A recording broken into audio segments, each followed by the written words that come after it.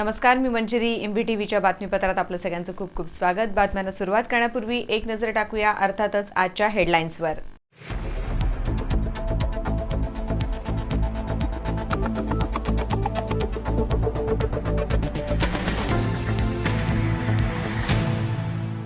ज्येष्ठ नागरिकांना रेल्वे तिकिटासाठी आधार कार्ड आहे अनिवार्य. आधार कार्ड विना मिळणार नाही सवलत.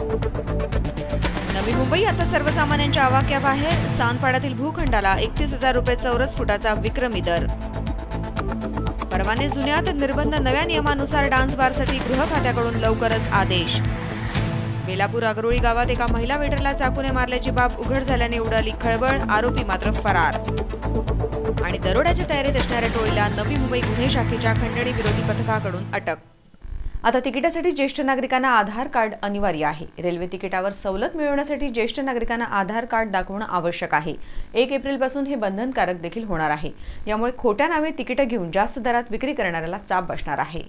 आता ज्येष्ठ नागरिकांना आधार कार्ड रेल्वे तिकिटासाठी आवश्यक आहे. रेल्वे तिकिटावर सवलत मिळवण्यासाठी ज्येष्ठ नागरिकांना आधार कार्ड दाखवणं बंधनकारक असणार आहे. रेल्वे मंत्रालयाने यासंबंधीचा अध्यादेश नुकताच जाहीर केलाय. तिकीट बुक करताना आधार कार्ड दाखवले नाही तर ज्येष्ठ नागरिक कोट्यातील सवलतीपासून त्यांना मुकावे लागणार आहे. रेल्वे तिकीट आरक्षण ज्येष्ठ नागरिकांसाठी आधार कार्डशी संलग्न करण्यात येणार आहे. 60 वर्षांवरील पुरुष ज्येष्ठ नागरिक म्हणून गणले जातात. त्यांना रेल्वे तिकिटात 40% सूट मिळते, तर महिलांसाठी ही वयोमर्यादा 58 असून त्यांना 50% सवलत मिळते. रेल्वे मंत्रालयाने 2 टप्प्यांमध्ये हा नियम लागू करण्याचं ठरवलं आहे. 1 जानेवारी ते 31 मार्च या सवलतीसाठी आधार कार्ड दाखवणं ऐच्छिक असेल, मात्र 1 एप्रिल पासून हे बंधनकारक होणार आहे. यामुळे खोट्या नावे तिकीट विकत घेऊन जास्त किमतीला तिकीट विकणे या काळा बाजारावर चाप बसेल अशी ही माहिती मिळतेय. Bureau report, MVTV.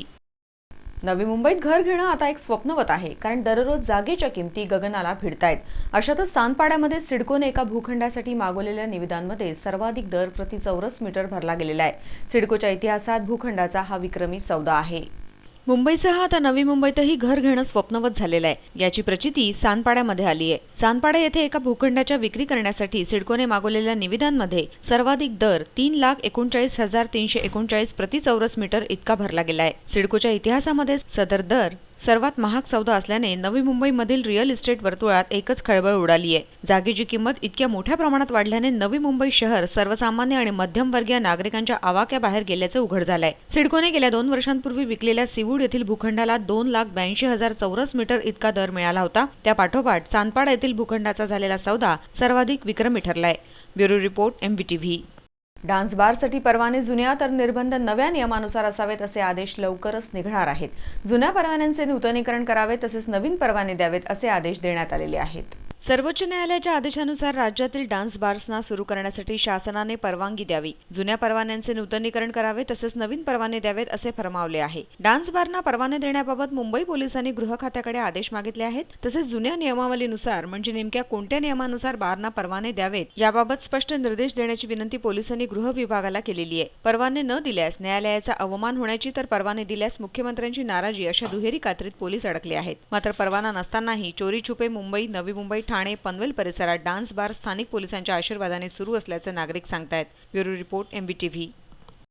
बेलापूर आगरोळी गावात एका बारमधील महिला वेटरची चाकू भोसकून हत्या करण्याने खळबळ उडाली आहे. पण मृत महिलेची हत्या करणारा तिचा पती मात्र अद्याप फरार आहे. बेलापूर आगरोळी गावातील विनोद बारमध्ये एका महिला वेटरवर चाकूने हल्ला केल्याने खळबळ उडाली. उक्त महिला वेटरच्या मृत्यूस जबाबदार असलेला पती राहुल हा आरोपी मात्र अद्याप फरार आहे. कविता विश्वास हे या महिला वेटरचं नाव आहे. सोमवारी ही घटना घडली आहे. दोघांमध्ये कौटुंबिक वादामुळे राहुलने कविताची हत्या केल्याची माहिती पोलिसांनी दिलेली आहे. पण आरोपी राहुल मात्र अद्याप फरार आहे. कॅमेरामन सूरज कांबळेसह रिपोर्टर राज चव्हाण, MVTV. नेरूळ येथे 30 लाख रुपयांच्या अंमली पदार्थाची विक्री करण्यात आलेल्या महिलेस गुन्हे शाखेच्या अंमली पदार्थ विरोधी पथकानं अटक केलेली आहे. मेफेड्रोन नामक अंमली पदार्थाची विक्री करण्याच्या प्रयत्नात असलेल्या महिलेच्या विरोधात नेरूळ पोलीस ठाण्यात गुन्हा दाखल करण्यात आलेला आहे. नेरूळमध्ये 30 लाख रुपये किमतीचे मेफेड्रोन नामक अंमली पदार्थ विक्री करणाऱ्या अझिथा बेगम अब्दुल मुतलिफ या वय वर्ष 49 या महिलेला अटक करण्यात आलेली आहे. सायन पनवेल महामार्गावर ही महिला अंमली पदार्थ विक्री करता येणार असल्याची गुप्त माहिती पोलिसांना मिळाली होती, ज्या आधारे क्राईम ब्रांच अंमली पदार्थ विरोधी पथकाने महिलेला अटक केली आहे. या महिलेच्या विरोधात नेरूळ पोलीस ठाण्यात NDPS कायदा 1985 लेख 8 क 22 प्रमाणे गुन्हा दाखल करण्यात आलेला आहे. याबाबत ACP नितीन कौसडीकर यांनी अधिक माहिती दिली आहे. अँटी नार्कोटिक्स सेलचे सिनियर PI श्री चव्हाण साहेब, राणी काळे PSI आणि त्यांच्या इतर स्टाफने त्यांना एक इन्फॉर्मेशन मिळालेली होती की मुंबईवरून एक मोठ्या प्रमाणावर नवी मुंबईमध्ये ड्रग येत आहेत. त्याप्रमाणे त्यांनी नेरूळ बसस्टँडच्या LP बसस्टँडच्या ठिकाणी ट्रॅप लावलेला होता. यात एका महिलेला ताब्यात घेण्यात आलं आणि तिची झडती घेतली असता तिच्याकडे 1 किलो मॅफॅड्रॉन, ज्याला MD पावडर म्हणतात, अशा प्रकारचं ड्रग आणि एवढ्या मोठ्या प्रमाणावर ड्रग 1 किलोचं प्रमाण आहे. हे नवी मुंबईमध्ये या अलीकडच्या काळामध्ये पहिल्यांदाच जप्त झालेलं आहे, ज्याची भारतातील किंमत 30 लाख रुपये प्रमाण आहे. आणि याच्यामध्ये ही महिला जी आहे ही चिता कॅम्प ट्रॉम्बे या ठिकाणची राहणार आहे. तिने हे ड्रग्स कोणासाठी आणलेलं होतं, कुठून आणलेलं होतं, या संबंधानं आता पोलीस कस्टडी घेऊन तपास करण्यात येईल आणि तो तपासाचा भाग आहे. यात थोडी प्राथमिक माहिती अशी आहे की या महिलेचे बहिणीचा मुलगा जो आहे शहाजान यासीन शेख हा पाकिस्तानमधून ड्रग आणताना दिल्ली या ठिकाणी 13-14 अटक झालेला आहे, अशी प्राथमिक माहिती मिळालेली आहे आणि तो सध्या तिहार जेलमध्ये अटक आहे. याचा अर्थ ही फॅमिली ड्रग्जमध्ये सप्लाय करणे किंवा बाहेरून कुठून तरी आणणे याच्यामध्ये इन्व्हॉल्व असायला पाहिजे, असा पोलिसांचा कयास आहे. आत्ताच सकाळी ही रेड झालेली आहे आणि महिलेला आत्ताच ताब्यात घेतलेलं आहे आणि तिच्याकडून प्राथमिक माहिती जी मिळालेली आहे ती आपल्यासमोर ठेवलेली आहे. परंतु पूर्ण डिटेल जी माहिती आहे ती या महिलेची पोलीस कस्टडी घेतल्यानंतरच आपल्याला मिळू शकेल आणि ती मिळवण्याचा आम्ही किंवा नार्कोटिक्स सेल निश्चित प्रयत्न करेल. या संदर्भात अधिक माहिती घेण्यासाठी पोलीस पुढील तपास करतायत. कॅमेरामन प्रणित कापसेसह रिपोर्टर राज चव्हाण, MVTV. कोपरी गावातील पेट्रोल पंपावर दरोडा टाकण्यासाठी प्रयत्नात असलेल्या टोळीला नवी मुंबई गुन्हे शाखेच्या खंडणी विरोधी पथकाकडून अटक करण्यात आलेली आहे. 5 जणांना ताब्यात घेऊन त्यांच्याकडून एक जीप, एक पिस्तूल, चाकू, कटावणी आदी वस्तू देखील जप्त करण्यात आल्या आहेत.